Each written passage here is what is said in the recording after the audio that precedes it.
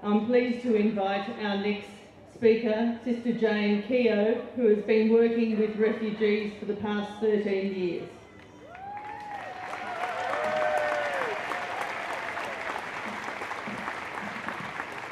Thanks, Anne-Marie. It's a great honour to be here with you today. 12 years ago on this spot I spoke about refugees, and little did I know that 12 years later I would still be telling the same story. But I am here, and you are here, and look how many of us there are. Isn't that encouraging? Do you know that with this crowd here today, if you were a sample of the Australian population, how many refugees would be among you as a proportion? 1.5. 1.5. So few come, really. And we're all different. Look at us. It's wonderful to see new groups this year. Special welcome to the LGBT group, a group that's had to fight its own oppression. To the churches, wonderful to see so many of you here. The vegans I see over here. The unions, the students, the craft group, every single group. We're all different, but we all share a common humanity. And together we're going to win this battle for justice. We are the bleeding hearts of Australia, and Australia needs us. Our children and grandchildren need us to stand up and reclaim a fair go and compassionate Australia. We are here today for the vulnerable, the persecuted and the suffering. They have no voice but ours. And if there's one message I want you to take away from today, it's this. We are at war. On one side are those who fight with love and truth and justice, and there are those who fight with fear and lies and are prepared to win at any cost. And who is this opposition? Well, you've just heard John Stanhope, and you will know it's not just Tony Abbott and his colleagues that we need to fight. We have to take on the Abbott-Shorten coalition. And we have to be serious about this. If we can't win on the issue of protecting the persecuted and the vulnerable, then all the other battles we wage for Australia will be short-term and worthless. Make no mistake, if we tick a box at the next election for either the NLP or Labor, then we're ticking a box against refugees and eventually against a compassionate and just Australia. So what are we up against in our battle? Again, make no mistake, we're not up against any accidental or reactive campaign. The current government knows exactly what it's doing. Refugees have been made the pawns in a political power campaign. They've been made a weapon to win votes. This campaign is systematic, well orchestrated, relentless and well timed. It's a campaign, as Neil Reimer pointed out recently in an article in The Guardian, that uses the same logic as terrorists. The Oxford Dictionary defines terrorism as the unofficial or unauthorised use of violence and intimidation in the pursuit of political gain. The difference with our government is that they change the laws to make their actions authorised and official. As Reimer said, they do not storm buildings and execute, but for 15 years now they have harnessed the full force of the state to inflict needless, intense and protracted suffering. The crimes committed in our name are nothing short of chilling. Coalition and ALP immigration ministers have imprisoned thousands of people without charge, sometimes indefinitely. They have orchestrated a living hell for detainees that is directly responsible for numerous tragic and unnecessary deaths. The government's barbaric asylum regime severs people from loved ones, dashes hope and breaks lives. This government campaign has all the elements of a battle, including militarisation. The overriding elements are fear and lies. Start with a pithy slogan, stop the boats. Make the people see that boat people are enemy and threat. We know the tactics that have proved so successful. 1.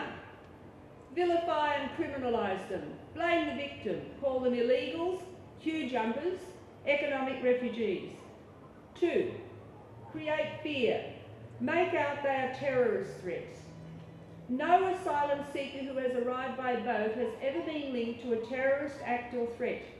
Monis and the other 2 that were arrested did not come by boat. Change the language. We now have the Department of Immigration and Border Protection. 3. Separate the government from accountability. Employ private companies to manage the detention centres, or better still, get other countries to do it. 4. Hide the truth. Fight against the truth with lies. 5. Blame the victim. And then blame the whistleblowers, like the Save the Children staff on Nauru and Gillian Triggs and the UNHCR. And blame the activists. 6. Wear down the victims till they break. Just this week, a 9-year-old girl has been reported as attempting suicide, and a woman has cut her stomach open, afraid to go back to Nauru. Isolate the leaders, take away phones and other forms of communication. Don't allow lawyers or visitors. 7. Use bribery. Bribe the poorer nations to do the dirty work. Nauru, Manus, Cambodia. Bribe the independent politicians to vote for your laws and promise to release the children before Christmas. Nonsense. It's Easter. It's Easter and there's still 220 children in detention. Use the media. Make sure your country has some media like Murdoch in the government pocket and that funds to the ABC are decreased. 9. Change the laws to suit your political goals. 10. Give power to ASIO to give adverse assessments without giving any chance to know why they've been rejected or to answer their charges. There are over 30 locked up now for 4 and 5 years who don't even know why they've been detained. 11. Don't spare the expense. Spend $1.2 billion a year of taxpayers' money, or $400,000 per refugee, on offshore processing. 12. Send them home. Refoulement. Sending people back to where they are persecuted is a hugely significant violation of international law. 2 Sri Lankans have self-immolated rather than be sent back to torture. In Iran, there are 2 hangings per week, right now, many for activism or apostasy, and there is no fair judicial system. In Pakistan and Afghanistan, returnees can be hunted down, tortured and killed.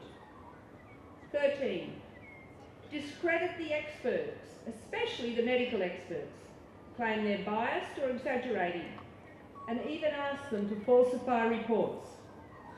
Lastly, make up a cover story to clothe your actions so that you can say you do all this for compassion, for humanity.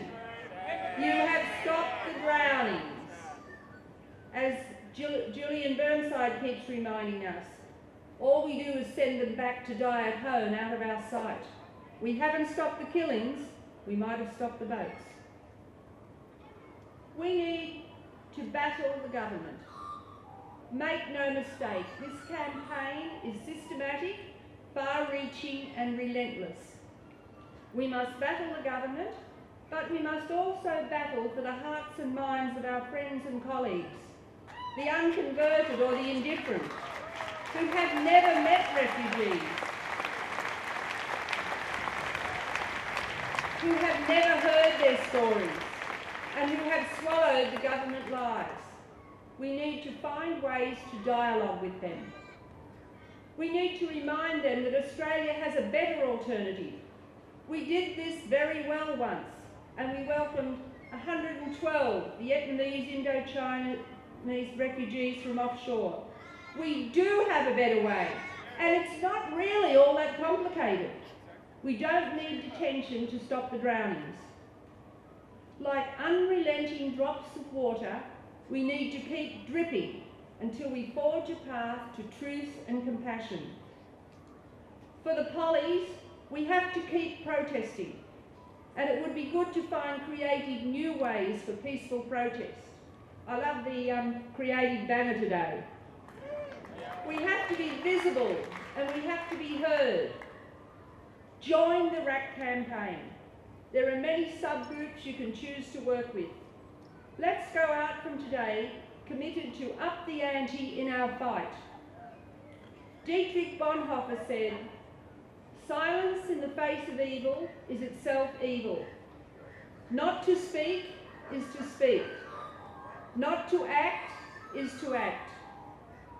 And Martin Luther King said, "There comes a time when one must take a position that is neither safe, nor politic, nor popular, but we must take it because conscience tells us it is right."